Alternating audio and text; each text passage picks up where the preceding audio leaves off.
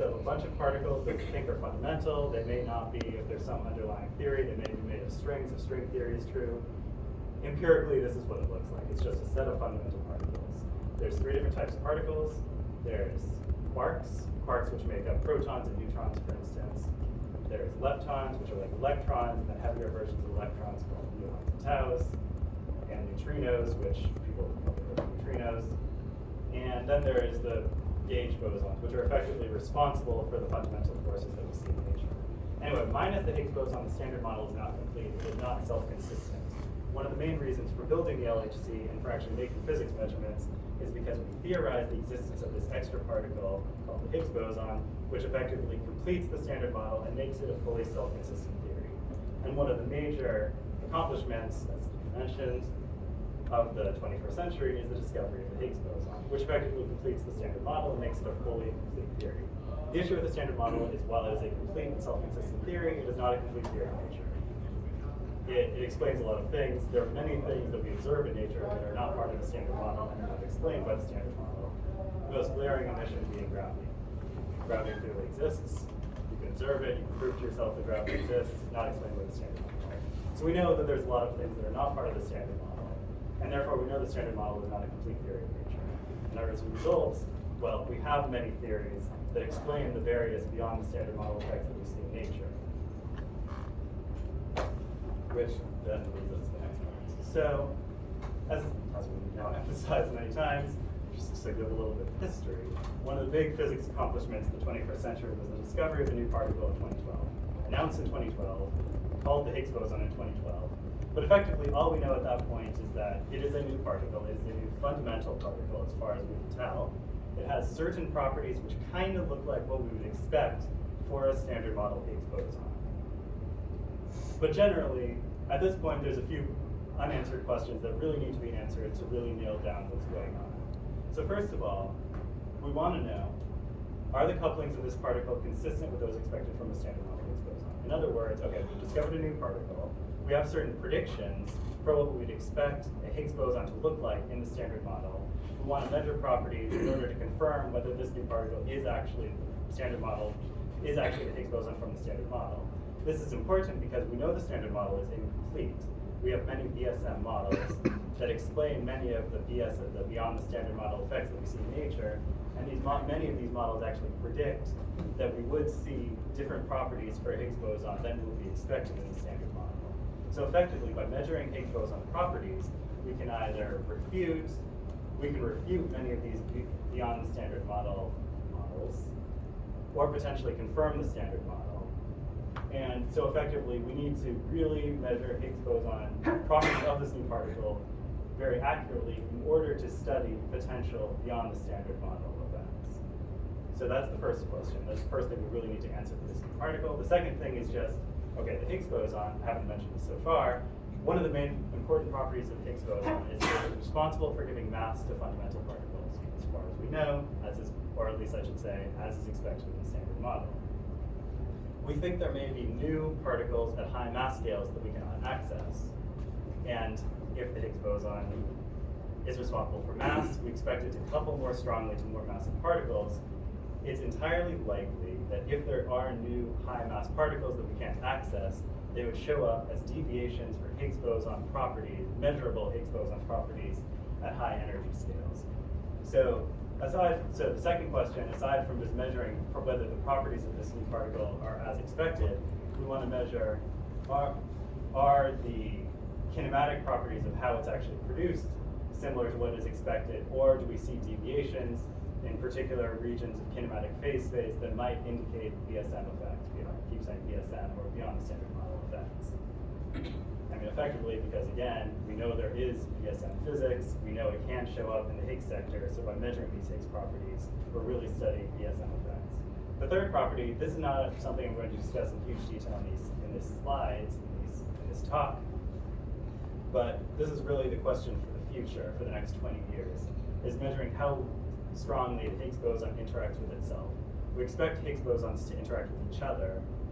This is beyond the scope of this talk, but this tells us a lot about what the Higgs potential actually looks like, what the Higgs sector actually looks like, and actually measuring the strength with which the Higgs boson couples to itself is probably the most important physics question for the next, for 20 years from now. It is not something we can really measure well right now, which is why I'm not going to talk about it right now. But anyway, just to give a summary, most of my work in the last few years has really been the study of Higgs boson properties. Okay, so there's a lot of Higgs boson properties we actually need to measure. In some sense, the most fundamental is just how strongly it couples to different standard model particles. We expect Higgs to couple to more massive particles more strongly, less massive particles more weakly. And this basically shows up as a hierarchy where Higgs decays to very non-massive particles are much less frequent than decays to more massive particles. So we make these measurements, we measure how frequently it decays to different things, and this allows us to interpret the actual Higgs couplings to these different particles.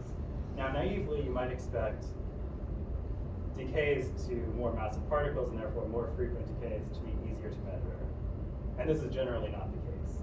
And actually, so if you're looking at this slide, this diagram is giving an indication of how frequently the Higgs decays to different particles. And then what's shown in this column here is when this particular decay was first observed, which you can kind of take as a proxy for how easy it is to measure. Where if something was decayed earlier on, it's a relatively easy measurement. If something was observed later, it's a more difficult measurement.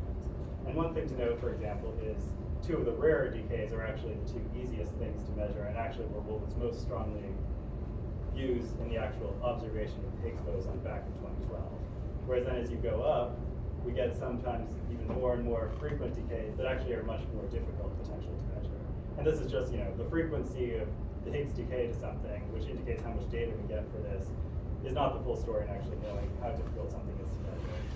And an astute observer might notice I did not mention the lion's share of the decay, which is to BB bar, or which is to bottom quarks, which are just one of the quarks forming the Standard Model. We expect most Higgs bosons to decay to bottom quarks. It is actually a very difficult measurement to make for what I'll show in the following slides, because even though you get a lot of data for it, there's actually a lot of other Standard Model processes that look a lot like Higgs bosons when they're decaying to bottom quarks. So you just have a huge background you have to distinguish from the signal process that you're actually caring about. Okay, so now before actually explaining this, we need to talk a little about what actually happens when protons collide. So I mentioned we have proton beams, protons collide, and all is good, and all is well and good. In reality, we're not just colliding individual protons, we're colliding bunches of huge number of protons. We have these beams. Beams are made of individual bunches of protons. Each bunch has maybe 10 billion protons in it. At the interaction point in the middle of the Atlas detector, these two bunches cross. The vast majority of protons just pass right by each other and don't do anything interesting. Maybe 30 or 40 protons actually interact with each other, and then you get these proton-proton interactions. Now, protons themselves are not fundamental particles. Protons are complicated bunches of quarks and gluons, which are themselves fundamental particles, as far as we know, up until a certain size.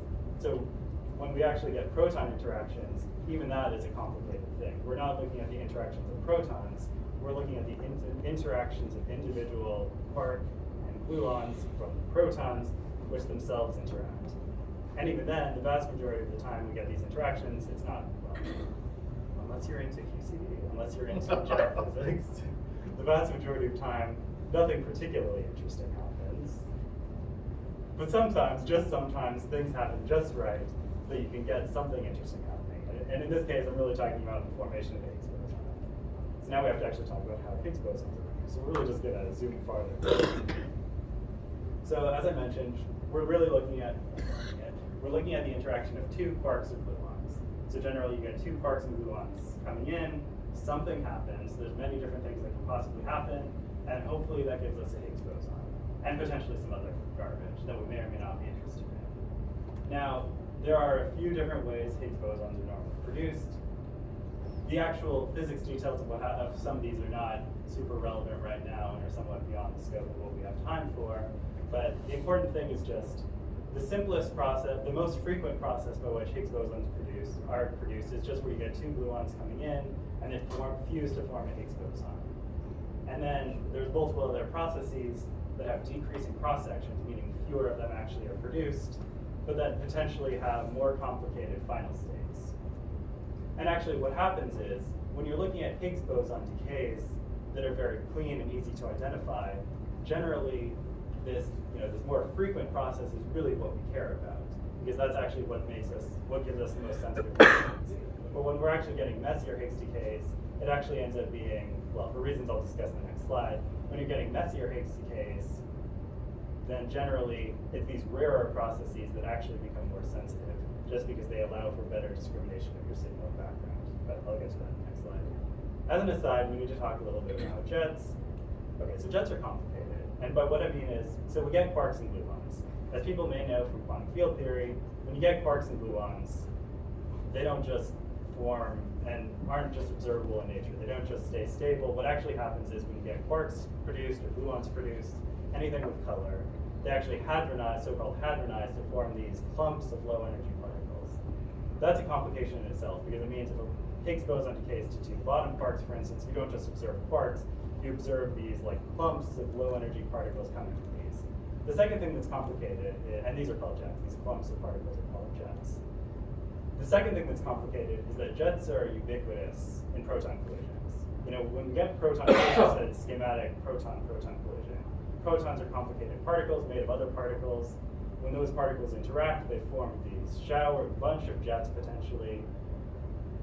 And then just in normal, uninteresting proton collisions, you just often get these events that have just a lot of complicated jets. Now, the reason this is important is because jets are messy. Anything that's hadronic is messy. Anything that just involves quarks and gluons in the final state is potentially a difficult process to measure. And in particular, this is important because when we're looking at Higgs decays to quarks, or potentially gluons, these tend to be very difficult to distinguish from background processes, just because if we're looking at a final state that only involves quarks and gluons, including the decays of the Higgs boson, it potentially becomes very difficult to discriminate this from just these common proton-proton interactions that produce a bunch of really uninteresting clumps of particles called jets. Okay, now this brings us back to the HBB bar decay.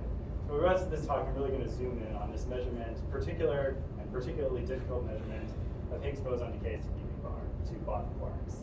So as I mentioned, this is actually the most frequent Higgs decay, we think, in the standard model, but of course this needs to be measured in order to confirm whether what we're looking at is actually the standard model Higgs boson. We think it's the most frequent Higgs boson decay. The thing about it is a fully hadronic final state if we're just looking at gluon-gluon fusion. So gluon-gluon fusion, as I mentioned, is the most frequent Higgs production process. If we're looking at this process, if we're looking at Higgs decays to quarks, we are looking at a fully hadronic final state, where the final state only has quarks. This becomes very difficult to discriminate from background, despite the large production cross-section, and this actually is a very difficult measurement to make. So actually, when we're looking at this decay, because it's relatively frequent, the most sensitive measurement is actually when we're looking at Higgs boson production in association with something else that is much easier to identify. So actually the most sensitive process for measuring H to bottom quarks is so-called associated production with a photonically decaying vector boson, which just means we're producing the Higgs in association with something that is not quarks and gluons, which actually makes it easy to identify.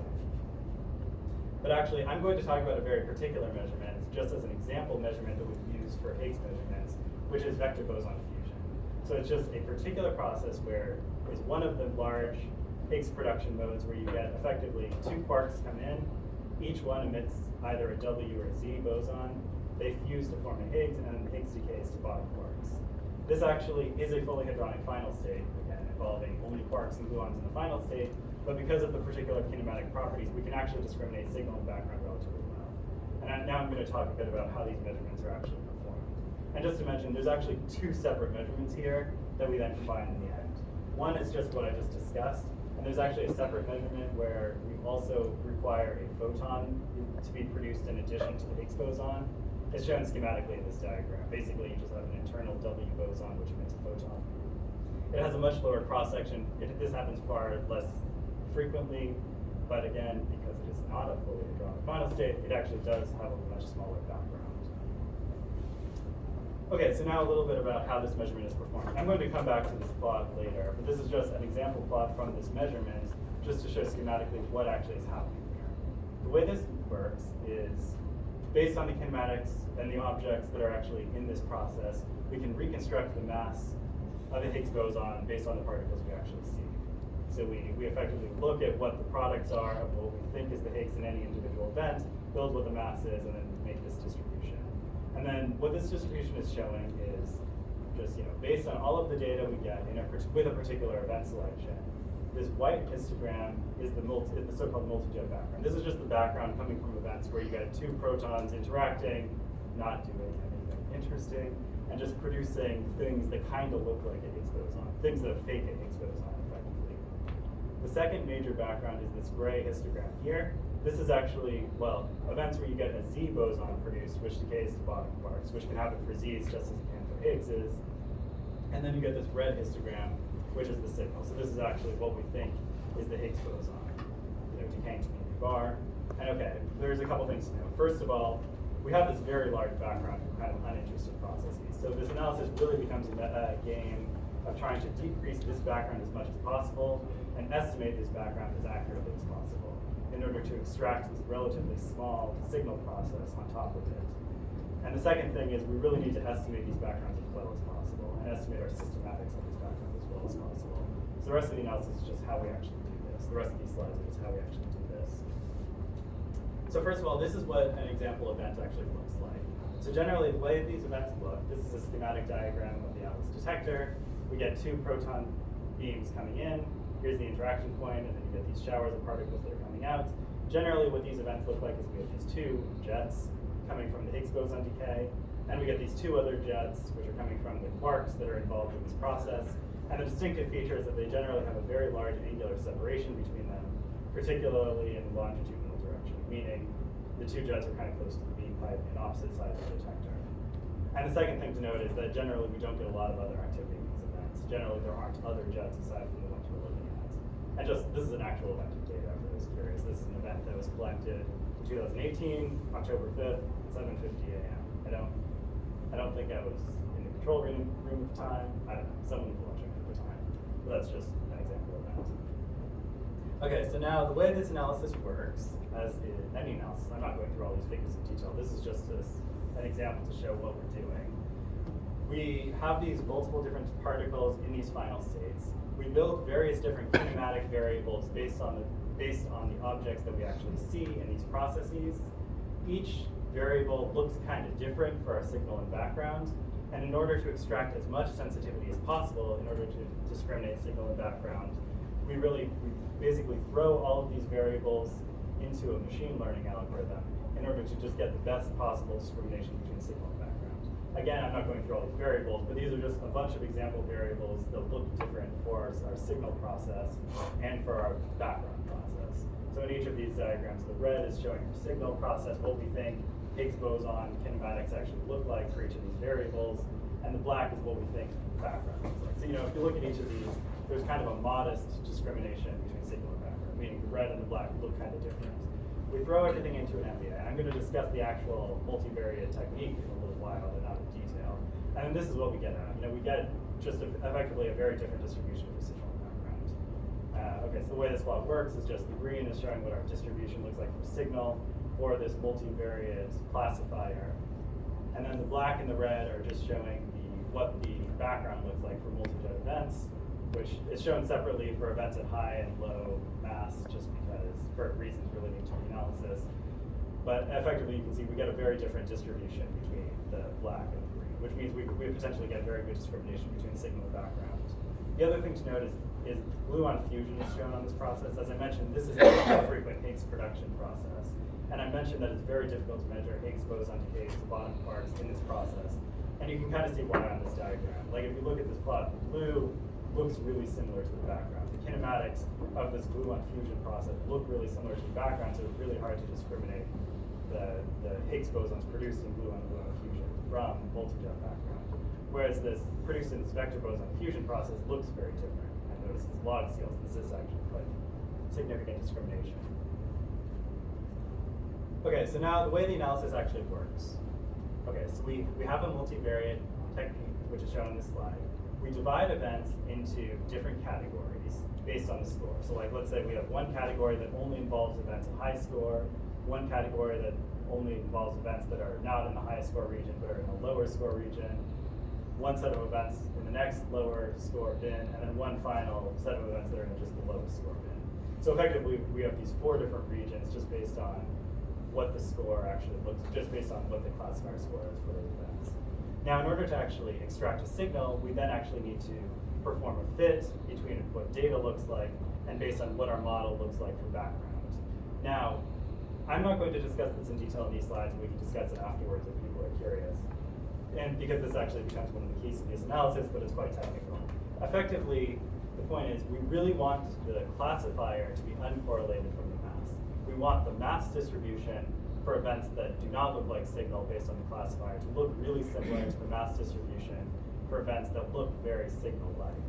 And the way we do this is first, we don't put any variables into our multivariate analysis that are directly correlated with the mass. You know, if we put the mass of the Higgs boson into the classifier, the classifier will learn that events that are near the Higgs mass look more like the Higgs, which we do not want. But beyond that, we actually, again, I'm not going to go through this in detail. This is only for those curious about machine learning and if people want to talk after. What we actually end up doing is we use an adversarial neural network in this analysis. Effectively, we train a multivariate classifier that explicitly decorrelates the classifier from the mass as much as possible. The gist of this is just, by design, the classifier and the mass are not correlated. We have the same mass, be different between high and low score events. Okay, now we get into the background estimation. So I mentioned there's 2 major backgrounds in this analysis. There's a background coming from Z boson decays to bottom quarks, and there's a background from multi-jet events. For Z boson decays, we want to measure this background in data because it's very difficult to actually model this background from simulation. But we can't do a direct measurement in data of this background. So what we actually do is we use this data-driven approach where we select events where we have 2 muons coming from Z boson decay, which is shown schematically here, for instance, which is something that we can select very purely and very easily in data, unlike Z boson decays to bottom quarks, because that's fully hadronic. This is not, therefore it's actually relatively easy to do. We select events with 2 muons and generally 2 other jets. We replace these muons with simulated bottom quarks and therefore simulated bottom jets, and we add those back to our original data events. So then we get this set of events where we effectively have events coming mostly from data, but then where the only thing taken from simulation is the difference between muon and B-jet kinematics to get this effectively data-driven approach for Z to bottom quark decays. And just to show an actual example of data, again, this is an example event from 2018, coincidentally, for those curious. Here's an event collected in data that has these 2 jets, has 2 muons shown in blue, has a bunch of other soft garbage we don't really care about. Let's root to that. Let's root to soft QCD. After running it through this process, we get this basically data-driven approach where these 2 B jets haven't really been affected by this process. Then the muons have been replaced by B jets. And we get these events that effectively look like what data would look like for Z to bottom quark processes. So that's the resonant background. The more important one is really the non-resonant background, the so-called multi-jet background. So by design, I already emphasized, perhaps too strongly, that the shape of the mass distribution looks really similar between high and low score events. The thing is, we have a lot more events at low score for data than we do at high score, because as I showed previously, the score distribution is very sharply falling for data. And because we have the same background distribution between high and low score events, what we can effectively do is just correlate the shape of this background between high and low score events. Meaning, we have this low score category with very little signal. We can take the shape of the data in this region as a template for the background in the high score region. And then in this high score region, we have the signal. So effectively, what ends up happening is we get this gray ZBB background coming from this data-driven approach I just discussed. We have the shape of this white background coming from low score events that we can then apply to high score events. And then we can look what happens in this window of mass around Higgs boson mass to see if we actually see a peak there. And then in the end, we actually perform this measurement and we do end up getting a bit of a peak, which then becomes our Higgs boson element. Now you can see uncertainties on this plot. The black is data here. There's large uncertainty bands. By eye, it doesn't really look super convincing that this red curve really, we actually get a peak based on what the positioning is of the data versus these histograms. But actually, this is just one region. We have multiple different categories of events based on the classifier score and actually based on other kinematics and events. And what ends up happening is we actually combine all of these different regions in order to get the most sensitivity possible that we can for this measurement. So this is one region. Here's just a very similar plot just showing another region. So if the previous slide showed the most sensitive region, this is the second most sensitive region. So again, it's another region. You can see a slight deviation of data above this blue histogram. And then we also get a kind of a little signal peak in this region. You combine all these regions together and you get a more significant peak. Combining everything together, we actually do get a sizable peak, which seems to correspond to Higgs boson decays to BB bar. So that's all well and good. We make our measurements. But of course, when we're making any measurements, we have to talk about systematics. Yeah. We make a measurement, we measure how frequently the Higgs boson seems to be produced and decaying to bottom quarks. We always need to have an uncertainty on this in order to actually make any sort of quantitative statement. I'm just showing one example. I'll go through this sort of quickly. I've made a lot of kind of rough statements as I've gone through this. One statement I made would kind of emphasize that we have the same mass distribution for high and low score events. As with anything, this is only approximately true. We have the same distribution for high and low score events up to some confidence. And this confidence level effectively translates to an uncertainty that needs to be quantified and propagated through the full analysis to our final result. Now, the way we do this is a little complicated, and I'm not going to go through it in detail, but effectively the way this works is we just select events that have 4 jets, similar to our actual signal process, but we select events in a region that looks a lot less signal-like, such that we don't actually expect to get any Higgs boson events really in this region. And then what happens is we kind of prod those events and kind of poke the kinematics of the jets until those events kind of look like the events in the signal region. So then what ends up happening is we actually perform this signal plus background fit in this region where we do not expect to see a significant number of Higgs bosons, and we see if we actually do see a signal in this region.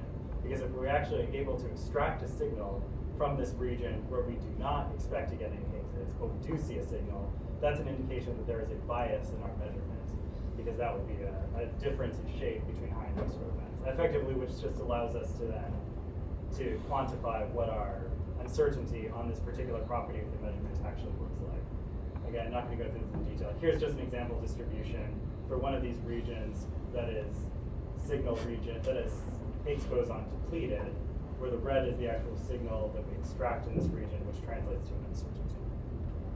Okay, so now the summary of the uncertainties. There's a few uncertainties in this measurement. Most of them are not super important, but the most significant thing to actually note is that the largest uncertainty in this measurement is actually the statistical uncertainty, which is basically just we have a limited amount of data. If we had more data, we would have a smaller uncertainty. Now, this is important. The fact that this is the largest uncertainty is important because it means the best way to improve this measurement in the future is to just collect more data, which luckily we're going to collect more data soon. So, just simply collecting more data, waiting some time, and redoing this measurement would produce a more sensitive result. Beyond that, the other uncertainties are subdominant. The largest systematic uncertainty is actually the so-called background shape uncertainty, which is the thing I just discussed as being measured in control in the signal depleted region. And then the other uncertainties are less important. Now, just a summary of what this result actually looks like. I mentioned we have we have multiple different regions, we combine them, and this ends up giving us our result of this measurement. So what this plot shows is the red is the signal, effectively combining all of the different regions together. The gray is this Z to the bottom quark background, and then the multi-jet background is subtracted off. But here you can at least see the relative size of the peak that we end up getting out. And for those familiar with statistics, it actually corresponds to a significance of, 2.7 times, significance of 2.7, meaning there's a very low probability that the data that we see, this peak in data that we see, is just due to an upward fluctuation in background. It's probably not the case that we're just getting more background than we expect in the Higgs boson regime. And actually, the measurement that we get ends up being very similar to what we expect from the Standard Model. The particle that we see, that we observe, seems to be consistent with a Standard Model Higgs boson. And okay, this plot, I'm not going to go through this number in detail. This actually is the scale factor between what we observe and what we expect. meaning if we get a value of 1, that means the particle seems to be exactly the standard model Higgs boson in terms of this particular property. But anyway, it's very similar to what we expect. Well, just to mention, there are technically other measurements we make. We're not going through this in detail. Beyond just measuring Higgs boson production, we do also measure kinematics of Higgs boson production. But again, this is sort of beyond the scope of this talk. Okay, so that was the first measurement. Now I'm going to discuss the second measurement, which I already alluded to, which is production in association with a photon, which is a much simpler measurement just because it can afford to be much simpler. Now the reason for this is it's a very similar process. We're again looking for vector boson fusion, where Higgs is produced in association with 2 other quarks. The difference is there's also a photon now in this final state. And the thing that is important is that it has a much lower cross-section. So like if you just require Higgs boson production in association with the photon, we generally expect a much lower cross-section. If you look on gluon-gluon fusion, which I mentioned is the dominant Higgs production mode, if the cross-section is 49,000 femtobarns, if you require a photon in addition, it becomes 3 femtobarns. It's dramatically suppressed. But it's important because in the vector boson fusion process, it has a much lower cross-section to start with, but when you actually require a photon in the final state, it actually becomes the dominant Higgs production mode with a much lower cross-section, but it's actually large enough that we can actually study this to some extent. Now, here's just the example topology of what we're looking at. So again, this is the schematic diagram of the Atlas detector. We have 2 proton beams coming in, and then interacting, then something happens. The events look very similar to what I just discussed. We have 2 bottom B jets coming from the Higgs boson decay. We have 2 other jets, which are effectively the quarks that are also in these diagrams that have a large angular separation. The main difference is there's a photon now, which you can see on this diagram. I've already mentioned this. That's the basic difference here, this photon. And I promise this was not intentional, but this event was also collected in 2018. I'm very curious. Also in July 2018. This time at 6 p.m. which is not super interesting in itself, other than there's a lot of data, and these all have to be in 2018. So now this analysis follows a similar basic strategy, just it cuts a lot of corners whenever it can. Because the requirement of the photon means the background is much smaller, so we don't need to do all these fancy things with background estimates. Nevertheless, it follows a similar strategy. We have many different variables, each of which provides some discrimination between signal and background, but not a lot, and it's a little harder to see on these plots. Where the black is data, the blue is this non-resident multi-jet background, and the red is signal here. We have all these variables that provide a little bit of separation between the two. We combine them into an MVA. In this case, a boosted decision tree for those into multivariate techniques. And then we get these distributions here, where the blue is showing what the signal looks like, the black is showing, or the red is showing what the non-resident background looks like. And in this case, actually, because we're not doing this data-driven approach for Z to bottom quarks, it's just taken from simulation. The black and the green are just showing what the distributions look like for Z to bottom quark decays. And there's actually 2 different components that aren't super, it's not super important why. But the main point is just, we have this variable that combines the information from a lot of different variables, which provides relatively good discrimination between signal and background, meaning the shape of this distribution looks different for our signal process and our background processes. Now, okay, we have this MVA. We again divide events into different categories based on the score. High score, the highest score region just consists of the events with high score, and there's a medium and low score region that become progressively less sensitive, and then we basically just throw away the lowest score events. Okay, and then we have these 3 regions. We again perform a fit between signal and background.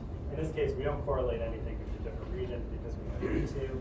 You just assume that the background can be represented by a polynomial, and the signal is a peak at the Higgs mass. You perform a fit between data and what you expect the background to look like, and in order to extract a peak.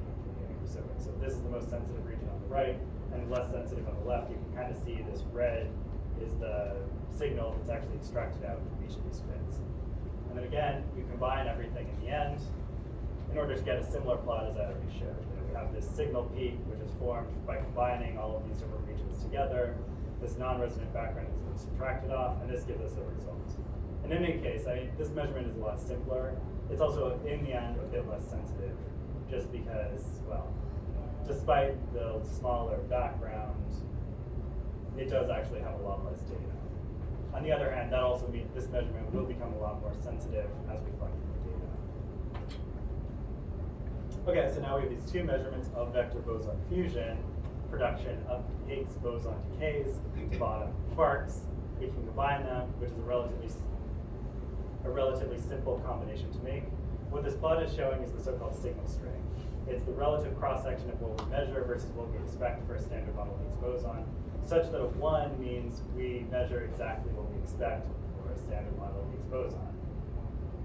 And okay, the uncertainty band that's shown here is basically, a larger value means our measurement has much more uncertainty to it, so a smaller band here means we're making more sensitive measurement.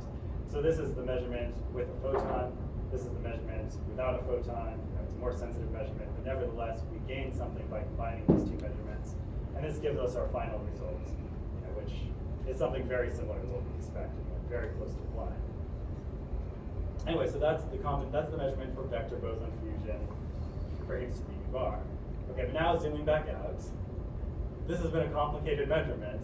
This is still just one of the many measurements for Higgs boson decays to be bar that then we need to combine. And that's the only one I'm going to discuss in detail. But beyond this one, as I mentioned, we have all these other measurements. There's measurements of, as I mentioned, the most sensitive measurement is actually Higgs boson production in association with the vector boson decay for leptons, effectively just Higgs boson decay production in association with 2 leptons. And this becomes the most sensitive measurement. There's also these other ones I'm not going to go into that are in other final states. And then all of this is, even all of these measurements for Higgs boson decays and bottom quarks are just a subset of the Higgs boson measurements we actually perform at the LHC. So let's say if this figure here is showing a summary of all of the Higgs boson measurements that we actually perform. And each of these, if you look at these, are different combinations of production mode and final state. Everything I've just discussed in this one analysis is really just this one entry on this table, summarizing all of these Higgs results. And then the other bottom quark measurements are just other entries on this table, which again are just a subset of all the Higgs boson measurements we perform. And this is all just a long-winded way of saying Higgs boson measurements are a huge production at the LHC. One of the main, it is the effort of hundreds of people over years, all in order to make these individual measurements that then we combine. But anyway, so this is just now, so we have all these Higgs boson measurements, and from here we need to actually go translate these measurements into actual measurements of Higgs boson properties, and then in the end to see if the results we get are consistent with a standard model Higgs boson or with a Higgs boson that might be part of some beyond the standard model theory. Okay, so we have these measurements of Higgs boson decays and production, and now we need to translate this into the measurement of the strength of Higgs boson couplings to individual particles. Now this is complicated, and again, I don't really have time to actually go through this in detail, but Higgs boson production is complicated. You get gluons coming in, for instance, and then forming a Higgs, but this production process potentially involves the coupling of Higgs bosons to different particles. I'm not going to go through this in detail because again, it's complicated. And also, Higgs boson decays to particles. The frequency of the decay of a particle is connected to how strongly the Higgs boson couples to different particles, but not necessarily in an intuitive way. Now, the reason I say this is because, for instance, the Higgs boson decay frequency to bottom quarks is obviously a function of how strongly the Higgs boson couples to bottom quarks, but also the frequency for Higgs boson production also depends on how strongly the Higgs boson decays to bottom quarks. So we have all these measurements from the previous slide that effectively are measuring a lot of the same quantities in potentially different ways. We have a complicated set of equations that we need to resolve, and in the end we actually get these different measurements of Higgs boson couplings. So if this x-axis is the particle mass, we expect the strength of the Higgs boson couplings to different particles to be dependent on mass, couples more strongly with more massive particles. And then this blue line is giving the expectation for a standard model Higgs boson. So, and then the black is data. So effectively, if the black is consistent with the blue, it means what we see is consistent with the standard model. And the thing to mention is that we've made all these measurements to measure these properties. In the end, what we see seems to be consistent with what we expect. On the other hand, the measurements we have actually have a large uncertainty to them. So if this is the measurement for bottom quark decays, everything I've discussed so far is basically measuring this one quantity to a large extent. we have something relatively consistent with the blue. On the other hand, it has a 10% uncertainty to it. And if you remember the frequency with which Higgs bosons decay to bond quarks, a 10% uncertainty on that frequency is effectively larger than the entire frequency with which Higgs bosons decay to other particles. A lot of beyond the standard model physics can be hiding in this 10%. So we don't see anything unexpected so far. On the other hand, we're still looking at relatively rough measurements. And really, we may see something unexpected still if we really can nail down more precise measurements of these quantities. Okay, now this gets a bit beyond the scope of what we need to talk about. I'm not going to go through this in detail. I'm only showing this as to what this actually entails for beyond the standard model physics. As I mentioned, we measure these Higgs boson properties. We expect deviations for a lot of these properties in new physics models. So then, by measuring these quantities, we effectively eliminate various different BSM models. So many BSM models we may have previously considered because they might explain other physics properties we see can now be excluded. One in particular example is shown on this slide. I'm not going to go through it, but it's just shown as an example. It's the so-called 2 Higgs doublet model, which predicts, among other things, that there's multiple Higgs bosons. But effectively, this gives us predictions that are not consistent with what we expect, are not consistent with what we observe in the end, to a large extent, because what we observe in the end is consistent with the standard model Higgs boson. But this allows us to give a plot of this nature, where effectively we're excluding large regions of phase space in this new model, and this new model could only potentially exist if it looks a lot like the standard model. So now the future plan, just a little bit about the future of this measurement in the LHC. So we don't see anything too expected, but as I mentioned, we have large uncertainties. And in some grand scheme, we've only collected about 5% of the total data that we expect to collect at the Large Hadron Collider. And as I mentioned, a lot of these measurements are really statistically limited. Meaning, if we collect more data, we can make dramatically more sensitive measurements. And so we expect potentially in the future we can make very sensitive measurements and potentially see new physics just by collecting a lot more data. For those curious, this is the basic timeline. So if we're here, for instance, training you can't see, which kind of actually we're not even here. We're way back here. We're not even on this plot yet. We're really expecting a huge amount more data in the next 20 years. And if you show this plot on the right is really just schematic and not super interesting in and of itself. It's just a schematic diagram of what the uncertainties look like for measurements we have kind of now in green versus what we expect in the far future.